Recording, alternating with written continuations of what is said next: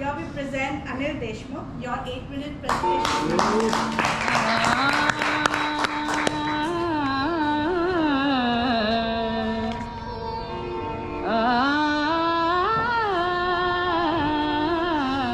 Good morning, dear Antugas.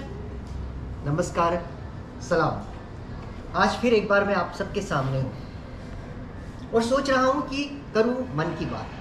मन की बात करने की इजाज़त सिर्फ एक इंसान को है हिंदुस्तान में। तो आज मैं अपने दिल के करीब की कुछ कविताएं लेकर आ रहा हूँ। पूरी नहीं सुनाऊंगा, कुछ सस्पेंस ज़रूरी है। पहली कविता है अवधूता।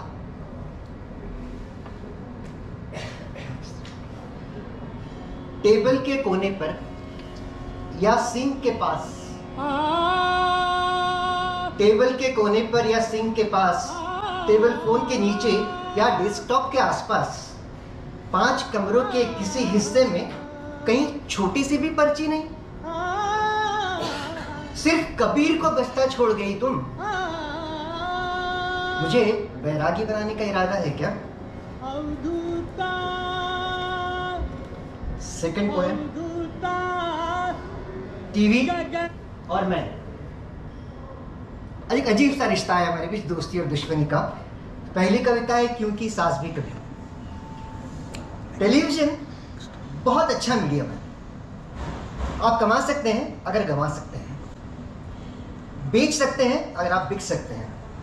यहां किसी के पिता की मौत हो जाए तो भी हुक्म इतना ही मिलता है, ज़ारा अपने हिस्से का क्योंकि सास भी कभी बहू थी, किसी को सौंप कर जाओ। ज़ारा रोती है और ईमेल्स टाइप करती है। फ्लाइट से पहले के 3 घंटों में उसे अपनी हर ड्यूटी डेलीगेट करनी होती है, क्योंकि चिता रुक सकती है, क्योंकि सांस रुक सकती है, क्योंकि सांस भी नहीं रुक सकती। My second poem is on crime petrol.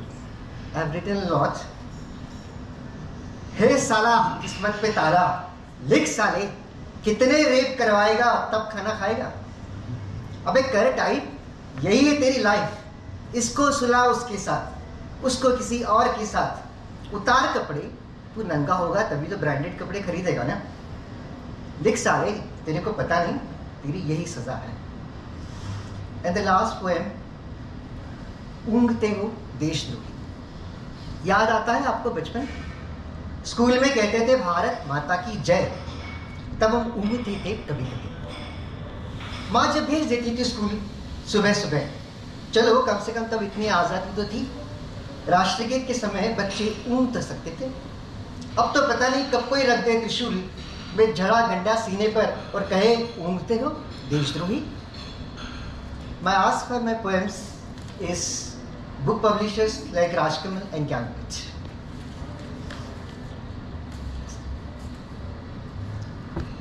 Now here present Letters of Loneliness. एक बहुत फेमस शख्सियत है हिंदुस्तान की, 1950s 1960 का पीरियड है। उन्होंने एकांत में लिखी हुई ये कुछ चिट्ठियां हैं जो लेटर्स एंड लोनलीनेस। शिमला, अक्टूबर 13, 1950।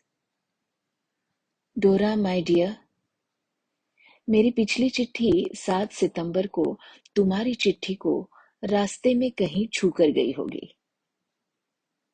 तुमने बच्चों के लिए जो गर्म सूट्स भेजे उसके लिए फिर एक बार शुक्रिया। जाड़ा आ चुका है और अब बच्चे उन्हें पहन सकेंगे। तुम्हारे हर खत में उन किताबों का और म्यूजिक रिकॉर्ड्स का जिक्र है जो तुमने मुझे भेजे थे। अब तक वे मुझ तक नहीं पहुंचे हैं, ना ही उनके आने की कोई खबर। पापा कहते हैं विदेश से यहां तक आने में 6 महीने भी लग जाते हैं।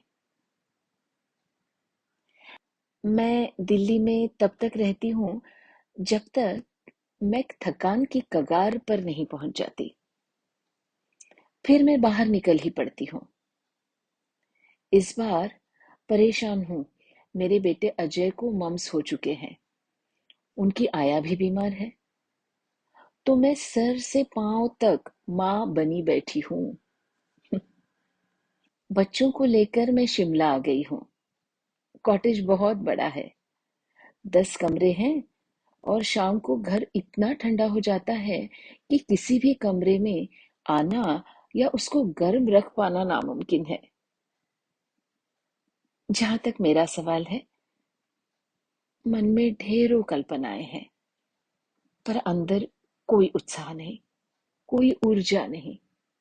छोटी छोटी चीजों को लिए यहाँ लड़ना पड़ता है, और मैं बचपन से ही थोड़ी आलसी हूं।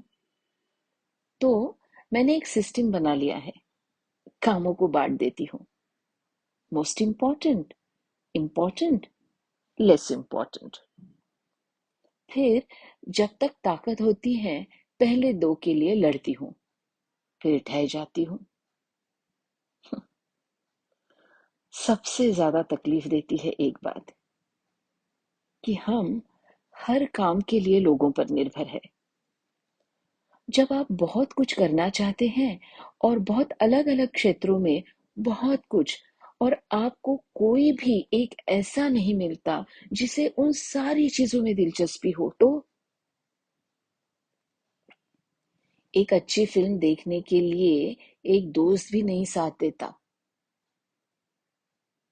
काश के लोगों में मेरी दिलचस्पी होती। मुझे वो अजीब लगते हैं। कभी गुस्सा आता है, पर अक्सर मैं उन्हें ऑब्जर्व करती रहती हूँ। लगता है मैं इन जैसी नहीं हूं, किसी और ही स्पीशीज की हूं। अजीब नहीं लगती ये बात? रात गहरा चुकी है और ठंड भी। उंगलियां ठंड से जकड़ सी गई है, तो अब रुकती हूँ। My love, love.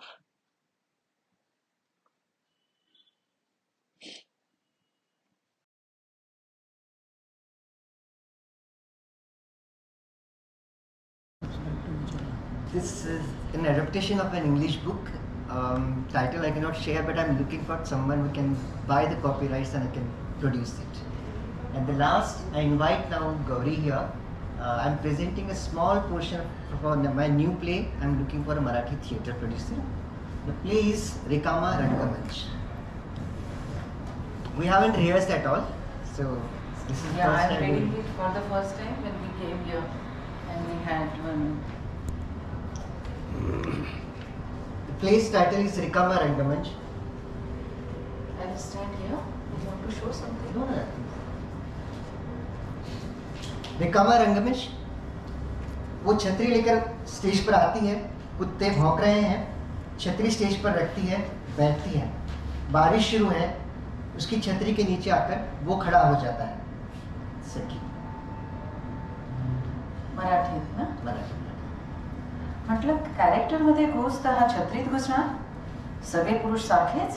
जनरलायझेशन करू नकोस, ते तुझ्या कॅरेक्टरला शोभत नाही. माझ्या कॅरेक्टर इतका पुरुषाचा अनुभव इतर कुठल्याही कॅरेक्टरला नाही. ठंडी वाजते है. अंदर आ, छतरी के अंदर. ज्यादा अंदर नहीं. वो अपना गुलजार भाई है ना, कौन? गाने वाला, वो माचिस वाला? वहीच. मस्त गाना लिखा. एक अकेली छतरी में हम आधे आधे भीग रहे थे, भीगा मन तुम्हारे पास. पास आओ ना. रोमॅन्टिक होणं जिच्याकडनं अपेक्षित होतं तिनं 1 ते 7 उरबाडून काढलं, आणि जिच्याकडे फक्त एकाच लेअरची अपेक्षा आहे सगळंच अनपेक्षित होतंय. सबको अंदर से लगता है प्यार होना, पर मिलता किधर है? ए, पैसा है? हा है. सख्या रे घायल मी हरी. ए घायल नहीं घायल. पर मेरे को मतलब पता है. घायल मतलब तीर चुभा है इधर. किधर? Thank you very much. So, lastly, I have shared stories which I created with the help of Shiktal and Amol Araki. Thank you very much.